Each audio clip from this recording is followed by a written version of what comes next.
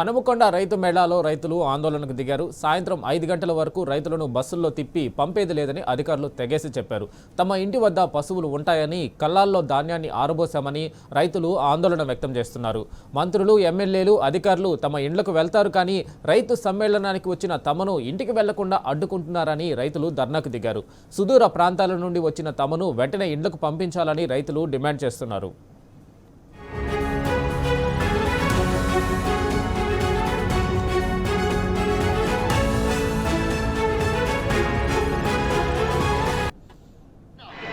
పాటలు పడతాడు, మినిస్టర్లు పోతాడా, ఆఫీసర్లు పోతాడా, వాళ్ళు ఇళ్ళలో పట్టారట.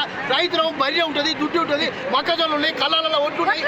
మేము పోతా ప్రతి డ్రైవర్ది ఆర్సీ బుక్ లైసెన్స్ తాళశాల ముసుకొని అడబెట్టుకున్నారట. ఆ గేట్ కాడ 5 గంటల దాకా ఇయ్యారట. అది ఇదే గవర్నమెంట్ అండి, ఇదే మీటింగ్, ఇదే ఎక్కడ మీటింగ్ అండి. ఇయ్యారట. గాయాలు పాటలు పడతాడు, మినిస్టర్లు పోతాడా, ఆఫీసర్లు పోతాడా, వాళ్ళు ఇళ్ళలో పట్టారట. రైతులు బర్రె ఉంటుంది, దుడ్డు ఉంటుంది, మొక్కజొన్నలు ఉన్నాయి, కళ్ళాలలో ఒట్టున్నాయి. మేము పోతా ప్రతి డ్రైవర్ది ఆర్సీ బుక్ లైసెన్స్ తాళశాల ముసుకొని అడబెట్టుకున్నారట. ఆ గేట్ కాడ 5 గంటల దాకా ఇయ్యారట. అది ఇదే గవర్నమెంట్ అండి, ఇదే మీటింగ్, ఇదే ఎక్కడ మీటింగ్ అండి.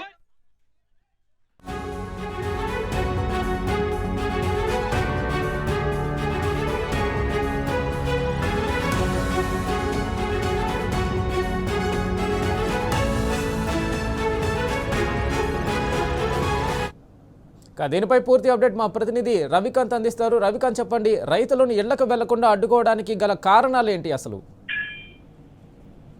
పూర్తిగా నిన్న కేటీఆర్ ప్రసంగమే కావచ్చు, నిన్న బీఆర్ఎస్ సంబంధించి అంటే ఏదైతే బీఆర్ఎస్ వర్కింగ్ ప్రెసిడెంట్ నిన్న పాల్గొన్నటువంటి రైతు సంగ్రామ సభ విజయవంతమైనటువంటి నేపథ్యంలో పూర్తిగా 5, 6, 7వ తేదీల్లో రైతు సంగ్రామ సదస్సుకు కాంపిటీషన్ గా పోటీగా ప్రభుత్వం రైతులకు మేము మేలు చేస్తున్నామని చెప్పేటువంటి ప్రయత్నంలో భాగంగా వరంగల్లో 5, 6, 7 తేదీల్లో అంటే ఇవాళ చివరి రోజు 5, 6, 7 తేదీల్లో రైతు మెగా మేళా పేరిట కార్యక్రమాలు నిర్వహించేటువంటి ప్రయత్నం చేసింది. అయితే 5, 6వ తేదీన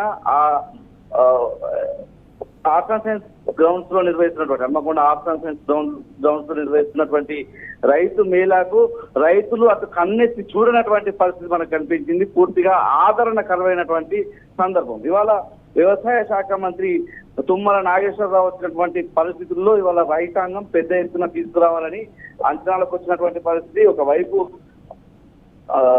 రైతు సంగ్రామ సదస్సు విజయవంతమైంది, పెద్ద సంఖ్యలో రైతాంగం వచ్చారు, దాన్ని ఢీకొనేటువంటి ప్రయత్నం చేశారు. అంటే ఆ సదస్సు కొనసాగినా కూడా మా రైతు మేరకు రైతులు ఎక్కువ మంది వచ్చారని చెప్పేటువంటి ప్రయత్నం పూర్తి స్థాయిలో ఎవరైతే అగ్రికల్చర్ ఎక్స్టెన్షన్ ఆఫీసర్లు ఉంటారో, ఏఈఓలు, మండల స్థాయిలో పనిచేసేటువంటి రైతు వ్యవసాయ అధికారులు ఎవరైతే ఉంటారో ఏఓలు, ఆ ఏఓలు కూడా వాళ్ళ తరఫున వీళ్ళను రైతాంగాన్ని తీసుకొచ్చి మొబిలైజ్ చేసేటువంటి పరిస్థితి. బస్సులు పెట్టాము, మీరు ఖచ్చితంగా ఆ రైతు మేళాకు వేయాలని వెళ్ళాలని ఒక హుకుం జారీ చేసినటువంటి పరిస్థితి. ఎందుకంటే ఏఓల మండల స్థాయి వ్యవసాయ అధికారులు అయితే 5,000 ఎకరాలకు ఒకరుగా పనిచేసేటువంటి అగ్రికల్చర్ ఎక్స్టెన్షన్ ఆఫీసర్లు, వీళ్ళతో రైతులకు పని ఉంటుంది.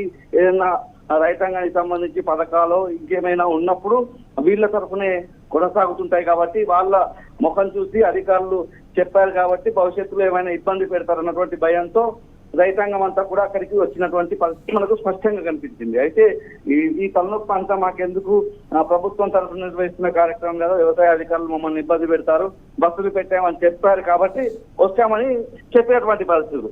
అయితే ముఖ్యంగా మంత్రులు వచ్చారు, వాళ్ళు వెళ్ళిపోయారు, ఎమ్మెల్యేలు వచ్చారు, వాళ్ళు వెళ్ళిపోయారు, జిల్లా స్థాయి అధికారులు వచ్చారు, వాళ్ళు కూడా వెళ్ళిపోయారు. అక్కడ క్షేత్రస్థాయిలో పనిచేసేటువంటి ఎవరైతే సిబ్బంది ఉంటారో వాళ్ళు రైతాంగాన్ని పూర్తిగా సాయంత్రం వరకు వెళ్ళొద్దన్నటువంటి అంశాన్ని చెప్పినటువంటి పరిస్థితి.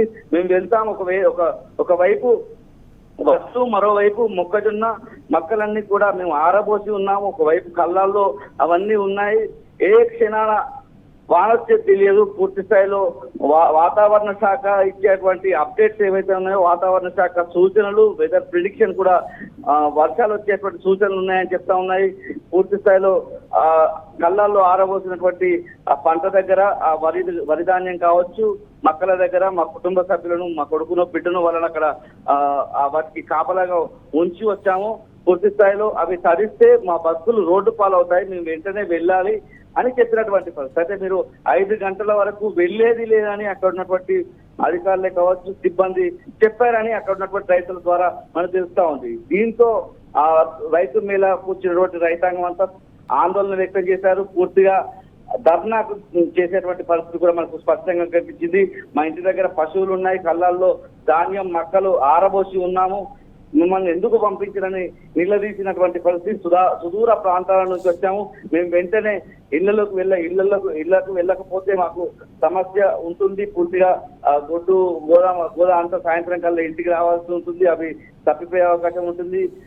పూర్తిగా పశువులను ఇంటికి తోలుకురావాల్సి ఉంటుంది. మరోవైపు కళ్ళాల్లో ఉన్నటువంటి వడ్లు మొక్కజొన్న పొద్దంతా నిలుపుతా ఉంటారు, పొద్దంతా ఆరబెడతా ఉంటారు. సాయంత్రంకి వచ్చేటప్పటికి వాటిని ఒక కుప్పగా చేసి వాటి మీద టార్పాలిన్లు కప్పడం, వర్షం బారి నుంచి వాటిని సురక్షితంగా ఉంచేటువంటి కార్యక్రమాలు రైతాంగం చేస్తా ఉన్నారు. 5 గంటలకు పోతే మా పనులు మేము ఎక్కడ చక్కదిద్దుకుంటాం, మీరు రమ్మన్నారు, మేము వచ్చాము.